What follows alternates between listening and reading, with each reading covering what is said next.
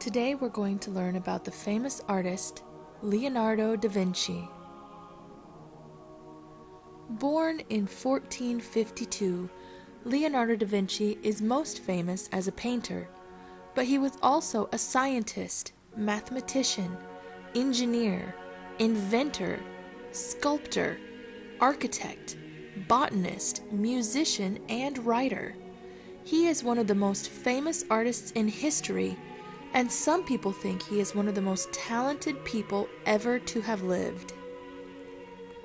Leonardo was born in Vinci, a small town in Italy. That is where he got his name. Da Vinci means of Vinci, so he was known as Leonardo from Vinci because he did not have a last name. Leonardo started painting while he was a child, and when he was 14, he was sent to the city of Florence and apprenticed to an artist named Verrocchio. In the workshop, Verrocchio and his apprentices would often work on pieces together.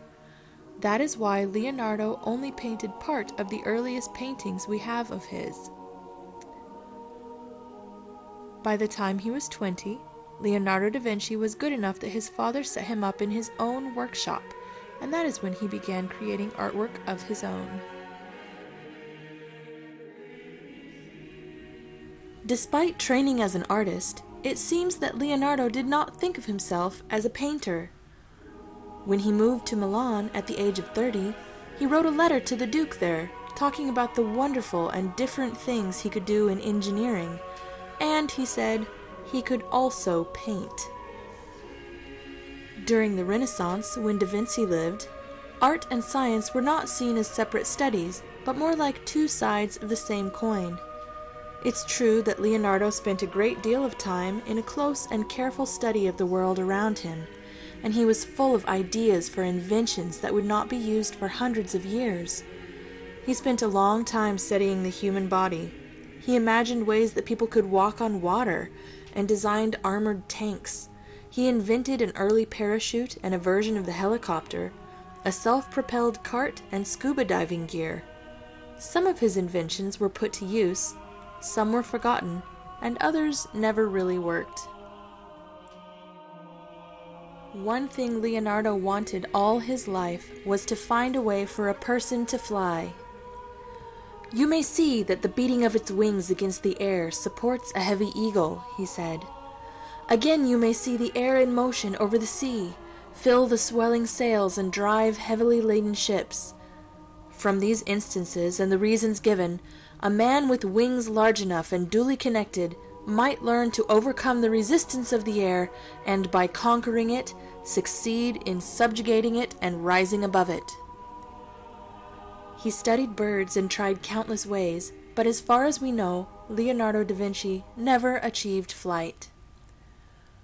While his contributions to science for the most part went unrecognized for many years, Leonardo's genius for painting was obvious to everyone who saw it.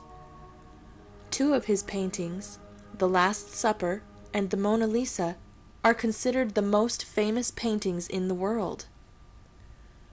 Unlike many other artists, Leonardo da Vinci was incredibly famous and successful during his lifetime. After he died, people were still interested in him and his art. For more than 500 years, people have studied and enjoyed his work. In 1568, Giorgio Vasari wrote this about Da Vinci. "In the normal course of events, many men and women are born with remarkable talents, but occasionally, in a way that transcends nature, a single person is marvelously endowed by heaven with beauty, grace, and talent in such abundance that he leaves other men far behind. All his actions seem inspired, and indeed everything he does clearly comes from God rather than from human skill." Everyone acknowledged that this was true of Leonardo da Vinci. I hope you enjoyed learning about Leonardo da Vinci and seeing some of his wonderful work. Goodbye.